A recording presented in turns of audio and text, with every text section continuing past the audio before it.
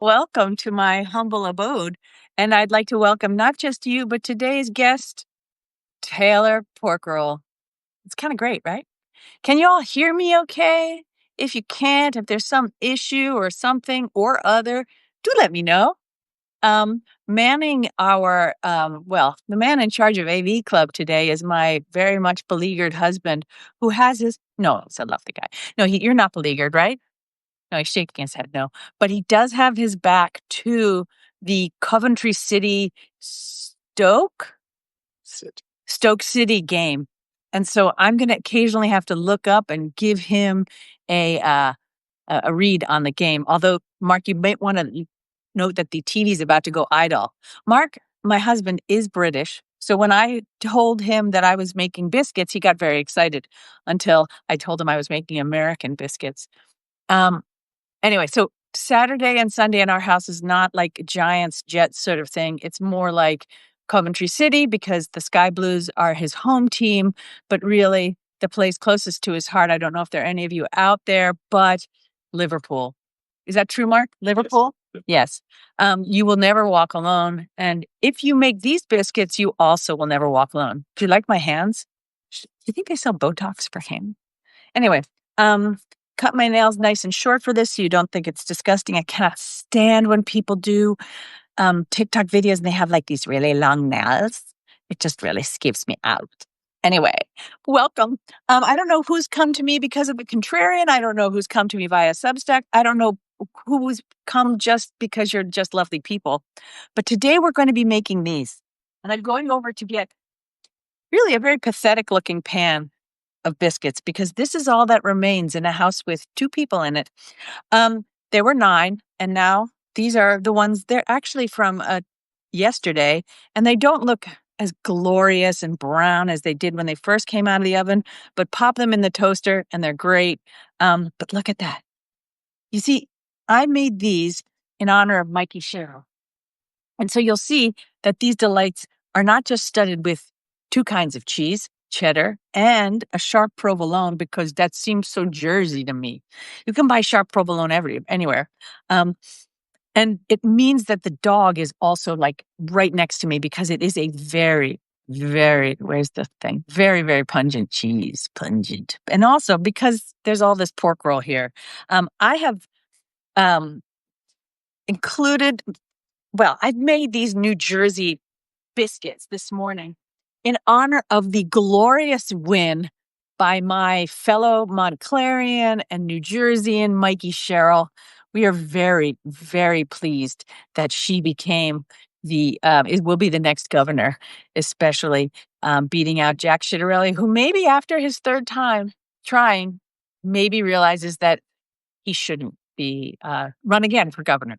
Anyway, that's my own take. What a crazy week, though, because we've had Abigail Spanberger, and I really did resist very hard not making a Spanberger sort of biscuit for her because it's all right there in the puns, and I have desperately tried to resist.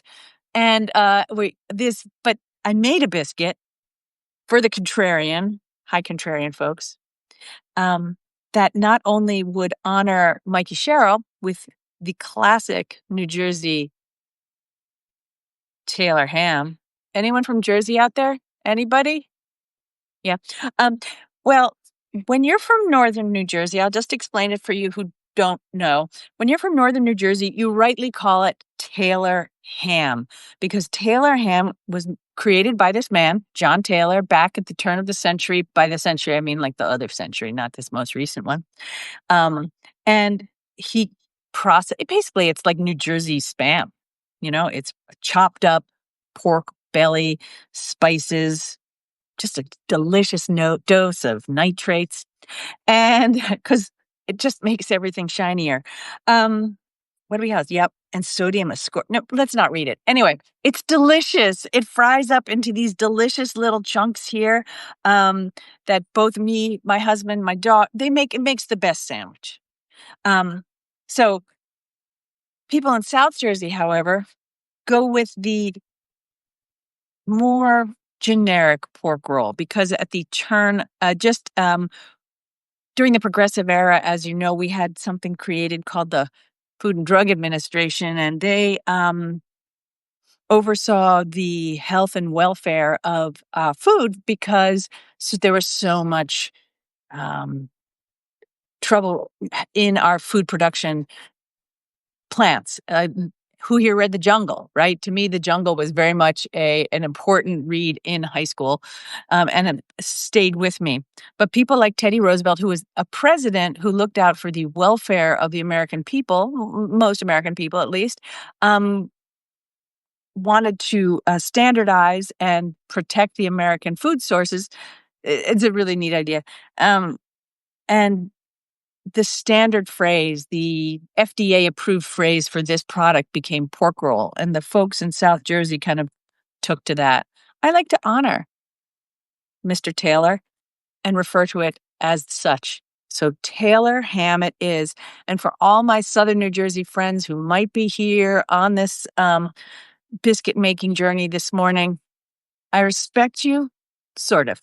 So anyway, let's get on with making these because even though I'm a girl from New Jersey, don't you just love the way it's packaged still? It looks like anybody here from Scrapple Land?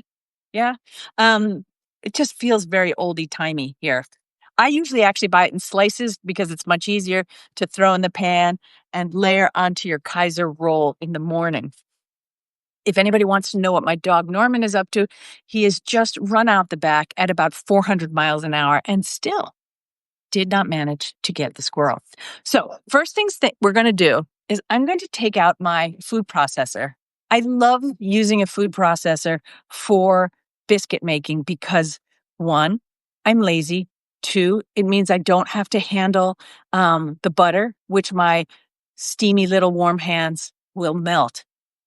Obviously, you don't need to do this with a food processor because you can do other things like grandmas used to do, and you can use 2 knives or a fork and a knife to cut the butter up into the flour. But today, because we're doing this on TV, and notice how I knocked that planky little thing here, it's so simple to make. The first thing that you're going to do, however, is you're going to cook up the Taylor ham so it's all crispy and brown and you get some of the fat out of it, right?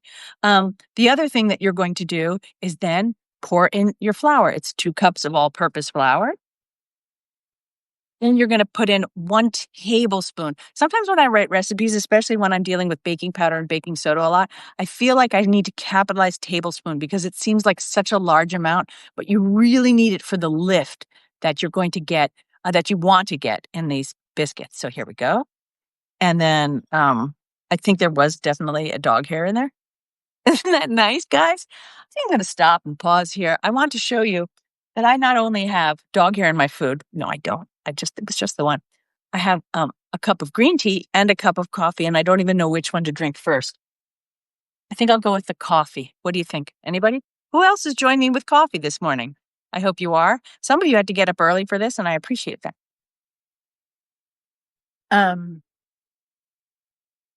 Kathy Meekins, oh, your daughter lives in New Jersey and introduced you to Taylor ham. Do you like Taylor ham? Are there people out there who are little Taylor ham fiends like I am? I really like it. But what's not to like about a processed meat product?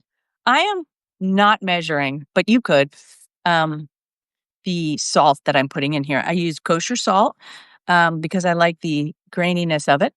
And it makes for a better product, I think. But if you only have table salt in your house, always use about half of what someone says if they ask for kosher salt. And then I'm going to put on my top. Now, what you will notice here is that accomplished chef that I am, that you don't see the top of my, there's usually like a pushy any thing that goes here. I don't have one. So I'm just going to pulse this twice. And it sort of purrs. Oh. And then I'm going to add the butter, which is in the refrigerator. Do you know why it's in the refrigerator? Oh, look, the man from Coventry City is coming and he's run to the refrigerator. We're like a bunch of Muppets. No, it's measured out. It's in the top there. And it's okay. Anyway, what all are you doing this morning? Yeah, while we're sitting here getting the butter. Here it is. Now just hand me the butter. Okay, thanks. It's a professional operation. I always cut my butter up into pieces. It's only 5 tablespoons of sorry. It's only 5 tablespoons of butter. I cut it up into pieces, already. Usually, I cut it in half and then half again.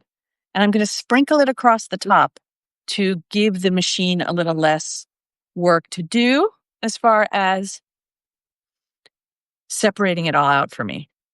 Gotta help the machine a little. That way, when they come to take over our world, they'll be friendly with us, right? You guys know I'm funny, right?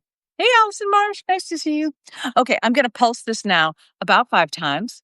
The thing we're looking for is for this butter, which is now, I don't know, half-inch chunks, to break down into pea size and smaller. I like to have a variety of different butter sizes in, with the largest being about pea size and then sort of like rice flakes, or like rice grains after that. So we're going to pulse this. Ready? Ooh. Do you see the flower? You probably don't. That's like 4 pulses. I'm going to check what's going on inside. And we still have some big chunks. So I'm going to continue to pulse it down probably 2 or 3 more times.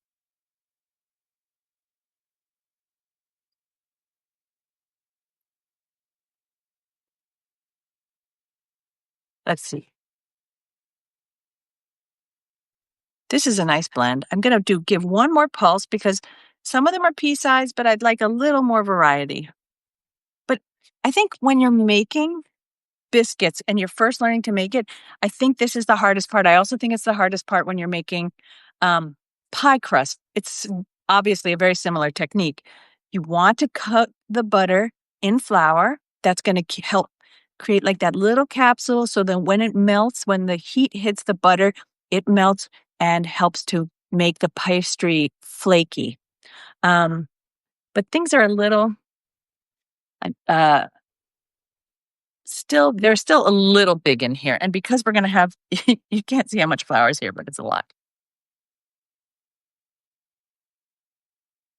These might have to go with you to Thanksgiving, Sharon. They are definitely going with me on Thanksgiving, mostly because even if nothing else is good on the Thanksgiving table, which it will be, we all know that. Remember what my mother said about Thanksgiving. It's only a meal. Let's not stress out about it. So over here, I'm going to move. What's this, everybody? Do you all have one now?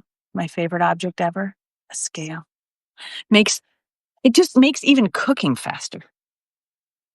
Going to move this very messy looking thing. Yours will never be that messy.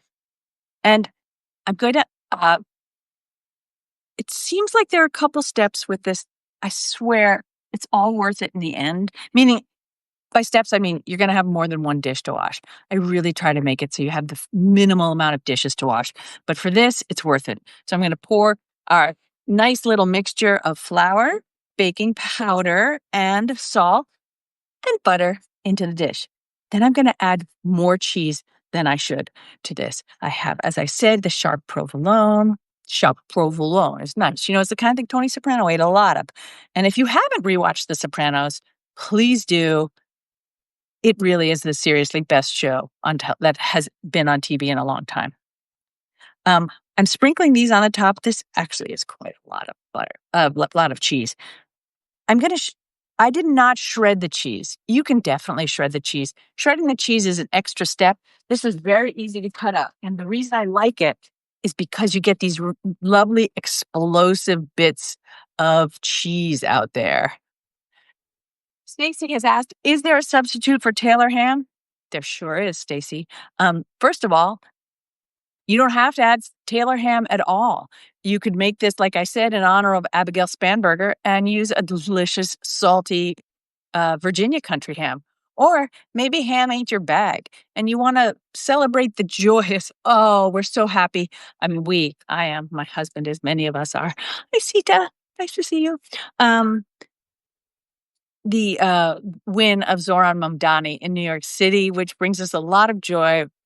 Second youngest mayor in New York City history, and also the largest, I know you all know this, but I just like saying it because it makes me very happy. The largest turnout in New York City um, mayoral election voting since 1969. And to me, that speaks words about the youth, as my father would say, because he was foreign, the youth of New York City who really turned out to vote. It was really, really monumental, I think, for the first time in like their election lives or their voting lives. They felt empowered to do something. Um, so I think that's really that to me is very hopeful for the future of elections and voting in the United States. You can, of course, use Spam if you really want to do it for Abigail Spanberger. Um, you can use chunks of prosciutto. If you're going to use some of the fattier ones, I do recommend cooking them a little bit beforehand and then draining them. Taylor ham is one of those.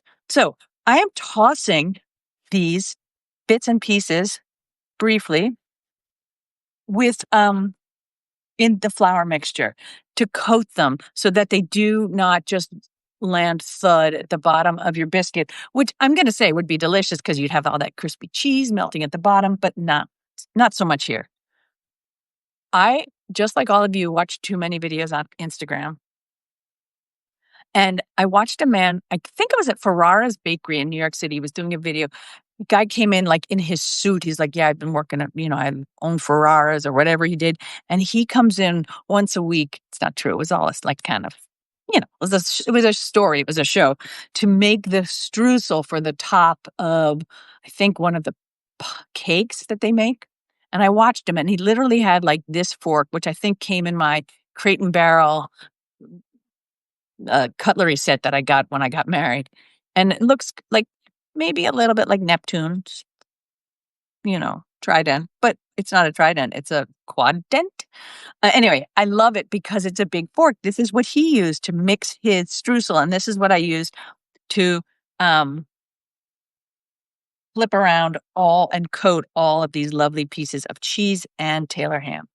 There's no reason that ham belongs in here. In fact, I'm not going to put any in at Thanksgiving because I know that my daughter wants nothing to do with ham, and so she won't have anything to do with ham, but she would like to have a lot to do with cheese, as most sane people do. Now I'm going to add milk to it. I've got about 177 milliliters or 3/4 of a cup. I don't know if anybody here has this very, very joyful, wonderful, useful thing. It's called the Perfect Beaker, and it has pints, cups, ounces, tablespoons, teaspoons, milliliters. It's got the whole thing. Um, and it's pretty well measured. So if I am reading a British recipe and it asks for, something in grams, and I'm not using a scale, which of course I would be, it does offer the comparable measures, so you can measure around. It's it's a great gift for somebody who does recipes from all over. I'm going to drizzle the milk around, and then working very quickly, I'm going to toss it. I think when it comes to making pie crusts and when it comes to making things like biscuits, I think sometimes people are afraid because it's going to get I don't know, it gets difficult because people are worried. That was a big crash of my rolling pin. They're worried that their things are going to turn out leaden. And if you saw my pie making episode with Kate McDermott, the great pie queen of the world, we talk a lot about that. I don't want there to be fear in cooking. And you have, as Delia Smith, the great British chef, used to say, there's so many delicious ingredients here. It's hard for the thing not to taste delicious. But you do want things to be flaky, and that is the kind of the goal we're going for here. So look what I'm doing here. I'm going to get myself a spatula from over here, and then I'm going to drop 3 or 4 things on the floor, and I'm just going to scrape down the sides here, and I'm going to gather it together. Notice this is not one giant ball here. There's even dry stuff on the bottom. So I'm going to loosely gather it into a ball. Anybody have any questions while I'm loosely gathering things into a ball? Or do you just want to be mesmerized by the wonder that is gooey? It's really fun though. I love this because it's like playing with your food.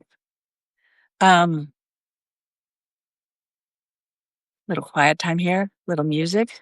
Okay, so I always keep a bit of bench flour around in my cute little bowl here. I'm gonna lightly flour the top of my um, pastry board here, gather it together, scrape out the few little bits that were still in the bowl. And so most of it has come out of the bowl.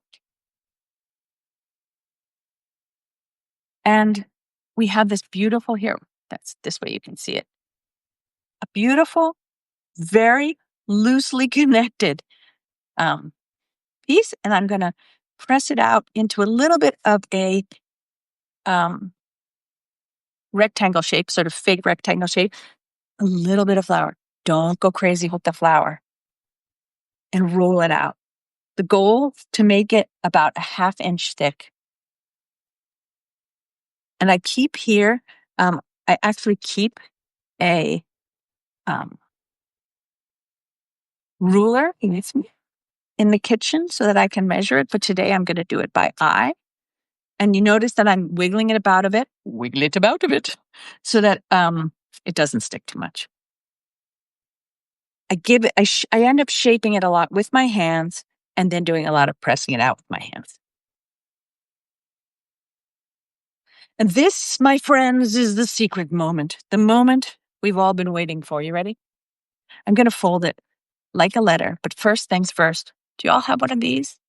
It's a bench scraper. I love my bench scraper. There are a few tools that I really like in my kitchen, and this is one of them. And so now that I know it's not sticking underneath, see these nice little chunks here? Chunks of cheese. This is a little chunk of butter. So it's studded with goodness here. I'm going to make it a little thinner in that direction. I think in my recipe directions, I give you a measurement of about 6.5 by 9 inches. Sorry if you need centimeters, but that's the inches for now. And I'm going to fold it like a letter. When was the last time you folded anything like a letter? When was the last time you sent anybody an actual letter that like didn't have a check in it? It was just like, hey, hi, how you doing? We're having a great time. Anyway, fold down this side, then fold over that side. That's known as the letter fold. And then I'm going to turn it this way. Got a little bit of butter sticking there. And I'm going to press it down a little more. So gently, though. So gentle. You do not want to add, you don't want to melt any of the butter with your warm hands. You just want to give it a little press down so that then you fold it in half again. You see? So now we have 1, 2, 3, 4, 5 different folds.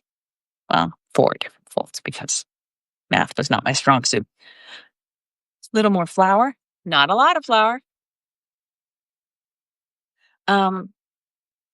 And the nice thing about these is you could make these right before, while all the guests are there on Thanksgiving, if you wanted to, or you could make them the weekend before and freeze them uncooked and then just bake them off right before everybody comes, so that you're eating warm biscuits.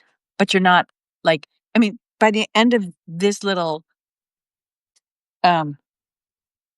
exhibition here, I'm exhibiting myself. I'm an exhibitionist. I'm going to be covered in flour. We know this, right? And you want to look beautiful for Thanksgiving.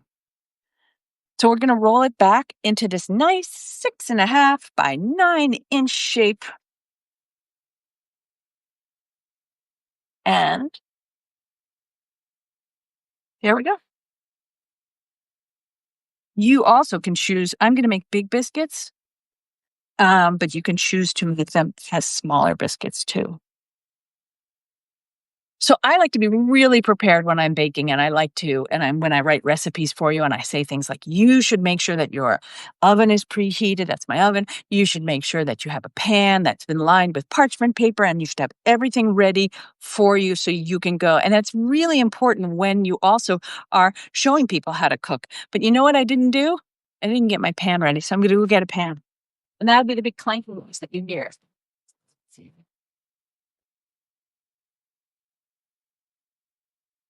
And the reason you hear a big clanking noise is because I was going to look for, well, I wanted my most silver pan. I did not want to use the pan that I've been using. Gonna make a knife. The pan I've been using to roast vegetables. I've been roasting so many vegetables. For me, it's like the easiest way to, the most delicious way to eat vegetables, especially now that fall is here. Um, does my rolling pin taper? No. Mitzi, my rolling pin does not taper. It is one long, uniform piece of wood. I do have another, the older kind of rolling pin that has, with the handles that my mother used, right? I'll show you.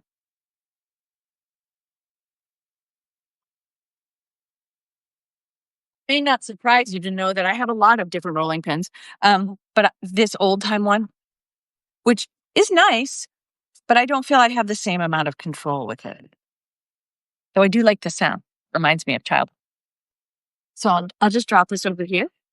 Okay, so our pan, of course, is ready. I'm going to cut this using a floured bench scraper. You, of course, can use a floured sharp knife. The only thing that sort of like concerns me when I'm making biscuits is that I'm going to, you want to be able to cut this quickly so that you're not, and without a lot of pressure so that you're not compressing the layers of your biscuit. You know, I don't want, like, I give you these as things to keep in mind, but I also don't want you to freak out about it because no matter what happens, it's going to be a nice biscuit. I also probably should measure this, but I'm not going to. I'm going to give myself some guidelines here. They're going to be uneven, and I don't think people mind. I'm going to make these a little smaller than my last batch, making some guides here. And no. And did you know that a square is actually a rectangle? Yes, it is. How much salt and baking powder is also being asked. The recipe is on my Substack, Marissa Rothkopf, Substack.com. The amount, though, is 3/4 teaspoon salt, 1 tablespoon of baking powder. So quick cuts here. And then we're going to do, I think, my favorite part of this. And this is the most Jersey part of all of it, as far as I'm concerned. I think I forgot to mention the most interesting thing about Mikey Sherrill. And though I did mention it in my Substack piece, which Mikey Sherrill has admitted publicly that she doesn't like Taylor ham, egg, and cheese sandwiches, which is sort of like saying, I don't know,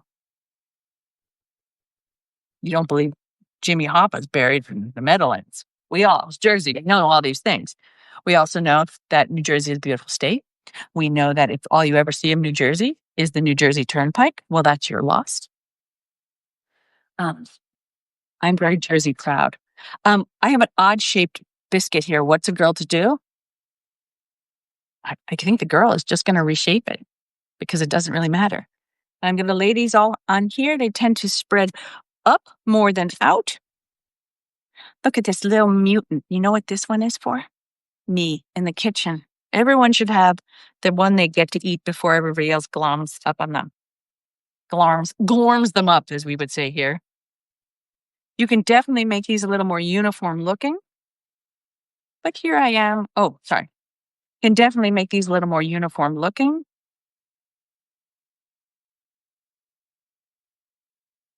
We don't need to have perfection in our biscuits. And then we are going to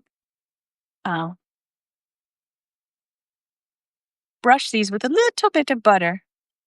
But I melted the butter a while ago, you see? So it's not quite as warm as it should be. Just a little bit. I'm going to pop this. Mark, could you pop this in the microwave, you lovely, lovely human being? And I will, you could freeze these if you're going to freeze them at this point. Okay. And wrap nicely. When you take them out of the freezer, do not defrost them. No. Just put them on a pan like this. Coat them with a little bit of butter like I'm going to do, and then put on the everything bagel seasoning. I read like an essay by some food writer recently. It looked like there's too much everything bagel on things.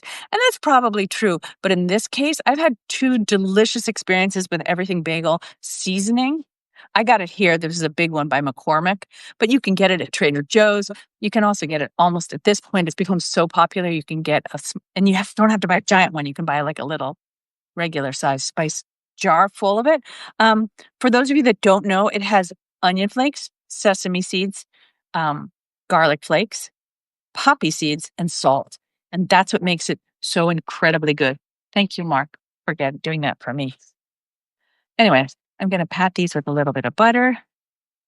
I usually use a slightly smaller brush, but this one is doing the job right now. And as strange as it sounds, I don't actually eat these sliced with butter because I think it has enough goodness in it, but don't let me stop you from eating them with butter. Someone has asked what my preferred brand for baking pans is, and I am not a sponsored human being. I'm the person who finds good things at value. And there's a brand called Nordic Ware, which is this one here. And then I think there's also a brand called Lincoln out of Chicago, which is also very good. Do you want something that's solid? You know who's selling them right now? Like a collection of them? Our friends at Costco. It's that time of year. I'm going to sprinkle some of this delicious stuff on the top. Oh, that smells so good. It smells so good. You see the mixture? All the yumminess? It adds so much flavor to this, and it makes it this sort of blend between very, very Jersey flavors here. And I'm going to pop these in the oven for about 20 minutes. They'll rise, they'll get golden brown, and then while no one's looking, I will stuff one just about piping hot into my mouth. And when I say no one's looking, Mark will be looking because I'll give him one. Okay? Simple, to the point. And I'm going to put that in the oven, which is 400 degrees. You want a hot oven because the hot oven is going to create instant steam there with your with the butter melting and help create a really nice rise. Someone had a question about traveling 7 hours or something. Mark, can you let me know? Someone had a question about um, let me see here. All right. Have you ever frozen the baked biscuits? We have a 7-hour drive. Do you know what I would do? I would probably not. You can freeze them baked and then if you want to, like you don't want to like go into somebody's house and be like, turn the oven on for me because ovens are always in high use. Bake them at your house that morning. Resist eating them in the car because they're going to smell really good. And then just give them a quick, I toasted mine this morning for breakfast. So it's very easy to like pop them into the toaster for a little bit, heated them right up. No one's going to mind. They're still going to taste delicious. So I'm left here with a very messy, delicious board. And my question for you guys is, does convection, I'm sorry, I missed the question. Does convection baking, I don't bake these on convection. I bake these in a straight oven. No other reason than that's what I turned on this morning. Of course, convection does help because to make the oven more evenly temperatured all throughout the oven, right? Keeps it even. But you must do then, and you should do this anyway, is at one point, about halfway through cooking, take the pan, open the oven door, take the pan out, spin it around, and put it back in. So you basically spin it front to back, so that whatever's closest to the rear wall of the oven isn't browning faster than the stuff in the front of the oven. Because that's often, like in my oven, is where the fan is, and I want to make sure that things cook evenly. That's a top tip for cookies. It's a top tip for cakes. It's a top tip for your turkey. It's a top tip for everything. My question for you guys, I did want to kind of keep this short. We're probably not going to stick around to watch these come out of the oven, but I will let you know just how delicious they are. And you can see on one of these here, right? This is one from yesterday, so it's a little hard today, but delicious flakiness and lovely studded bits of Taylor ham that my dog insists that I feed him. Um, Norman, my dog Norman. My husband's last name is Bates. So when we realized that the dog that we liked so much at the shelter was named Norman, we brought him home and we thought to ourselves, should we rename this dog? And every single person laughed so hard when we're like, yeah, our dog's name is Norman. And then they all went, Bates, that we kept it because it's comedy and comedy is important. Um, Anybody have any? Oh, hi, Bosco. And yeah, Bosco says hi to Norman. Hi, Kate McDermott. Um, my question for you all while this is baking is, does anybody have any questions before I run off and clean up my kitchen? Thoughts about cheeses? You don't have to use sharp provolone if you don't want to. You don't have to use sharp cheddar. You can use whatever you'd like. You can make this a much fancier biscuit and put chunks of Gruyere in it. I would really love Gruyere in it. Do you have to put everything bagel seasoning on it? No, you do not. The woman who edits my pieces at The Contrarian makes a cheddar and cracked pepper biscuit. Also would be delicious. Here we have a Oh, Kathy, your cookbook will be my Christmas gift. Your Christmas gift to you. I so appreciate that. Thank you for bringing it up, Kathy. This here is my cookbook, The Secret Life of Cookies, chocolate chip cookies, named after my podcast where I interviewed people like everyone from Mary Trump to E. Jean Carroll to Senator Barbara Boxer. We talked about what was going on in the world and while baking. And it's now, the Substack is now the home to my podcast. It's not as frequent, but I'm doing more baking videos. So let me tell you a little bit about this cookbook. It has 60 different recipes in it, and some beautiful photography. Are you here, Amy Roth, the woman who did all the beautiful photography for my cookbook? She really, I love this one here.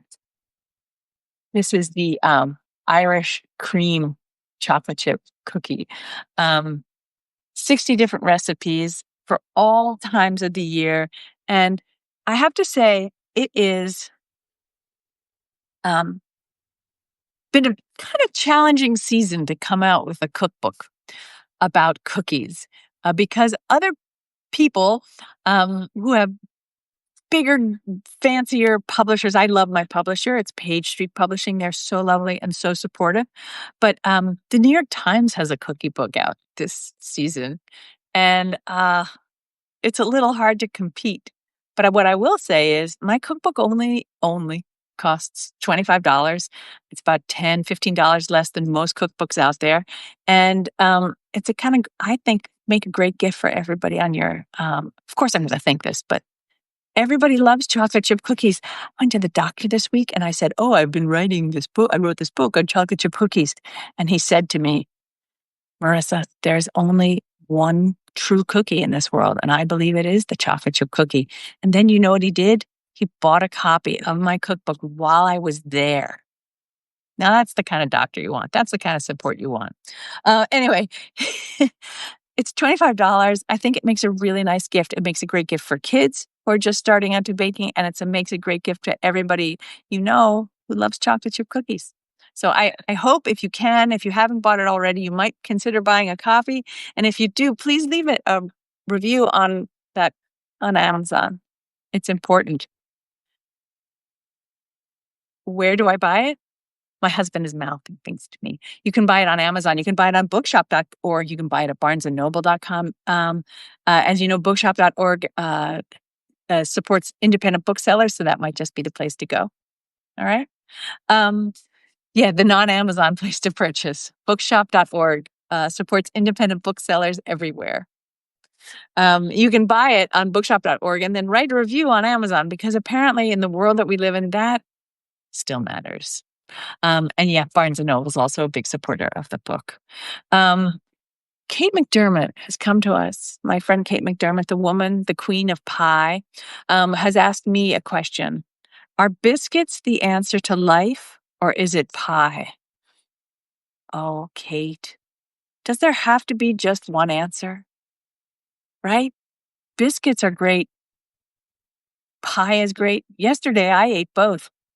Um, so let me ask all of you. Yes, exactly. It's both. Because also, did we just leave out cookies? Chocolate chip cookies could also be the answer to life, Kate McDermott, and dogs and kittens and sharing cookies with people. And there's so many nice secrets to life that I think I think the key is just kind of sharing good things with each other. Uh, I'm not even going to embark on talking about the crazy that was this week in the White House. I am glad that they did put a big sign outside the Oval Office that does say the Oval Office, so Donald Trump knows where to go in case he forgets. But maybe on that snarky note, I shall ask you all if you have any questions about Thanksgiving menu ideas that you are interested in or queries you have about, like, my God, what should I make this year that's different? Let me know on my Substack at marissarothkopf.substack.com. Unfortunately, the way Substack videos work, anything that you say here disappears into the ether. So if you want to share your comments with me on Substack, that would be great. And if you all make these biscuits, please send me a picture of them. I'll be uploading this video to YouTube, and so it'll be there forever. The recipe is on substack.com. And hug a biscuit today, hug somebody you love today, hug a stranger today. No, don't do that. It just could be trouble. Share a biscuit with somebody or a cookie. And the update with Coventry City Stoke is 0-0. We wait and watch. Any other questions out there? Any Liverpool supporters? Coventry City? All right. Well, let me know. It's been great. Thank you so much for showing up. I'd like to show up again next week and show you some. There's a piece of Taylor ham in my hand. I'd like to love to show up next week and help you with some side dishes for Thanksgiving. If there's something that you're looking for, maybe do we need something nice for vegetarians? Maybe. Mitzi, you asked how my reunion was. Thank you, Mitzi. I will let you know. I went to my high school reunion last Saturday. I had a really fun time talking about pies with Kate McDermott, and then I literally tore off my apron. I already had my full makeup on, so I would look absolutely useful and wonderful. And then ran off to Summit, New Jersey for my high school reunion, and it was terrifying. And I still walked in, so I felt very, very brave. And it was wonderful. I absolved myself of I got rid of so many demons that have been lingering with me since high school. It was wonderful. And I saw some really nice people. So as awkward and weird as it was also wonderful. And I feel much better for going. Nothing like getting rid of all of the weird demons and negative feelings that you might have kept stored in your body from high school until this great age that I'm at now. I hope you all have a great week. Let me know what you are interested in for Thanksgiving, and we'll get on here and have another video with you all. Thank you so much for coming, and have a really great weekend.